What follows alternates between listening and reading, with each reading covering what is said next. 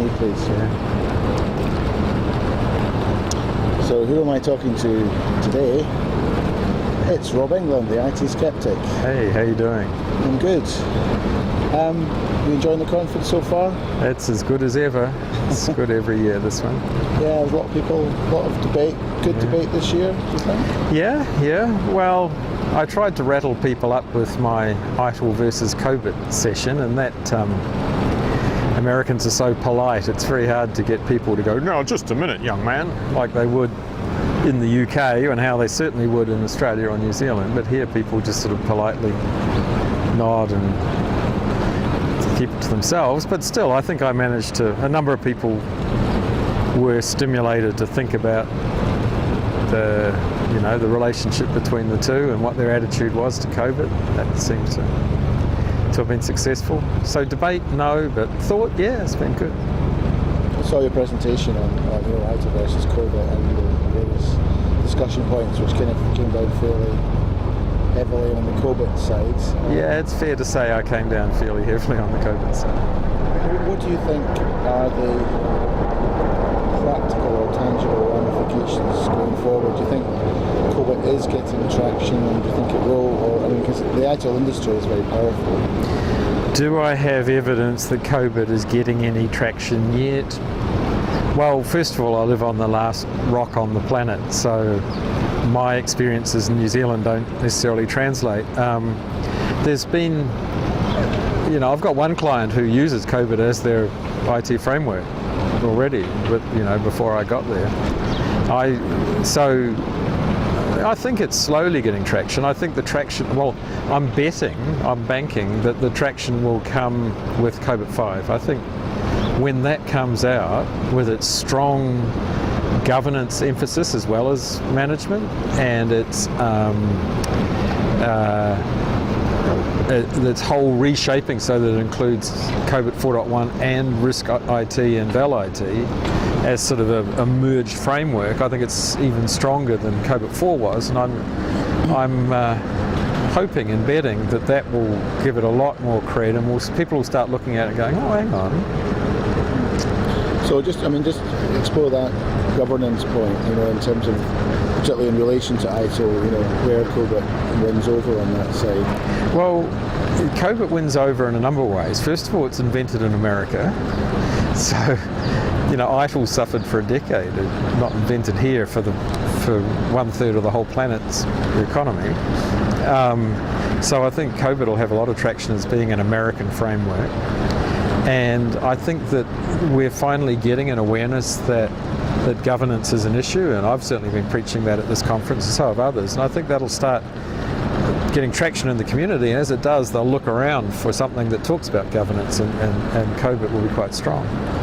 I think there's certainly ways to go in this country compared to the UK and Australia. I don't know about Europe, but as I was saying to you before, in 3 audiences here, I said, who in the audience has read ISO 38500, and not a single hand went up.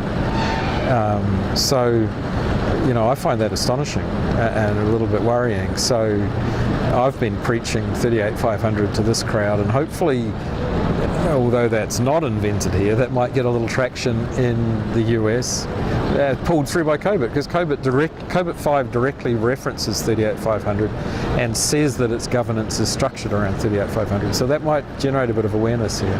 Is that the audience, Rob? Because COBIT is used by quite a lot of organisations, but not necessarily for service for this management. particular crowd. And similarly, 38500. Yeah, COBIT's used here in the US, and it's used around the world. And yes, it still seems to sit amongst auditors and maybe top-level IT management. The CIOs are aware of it.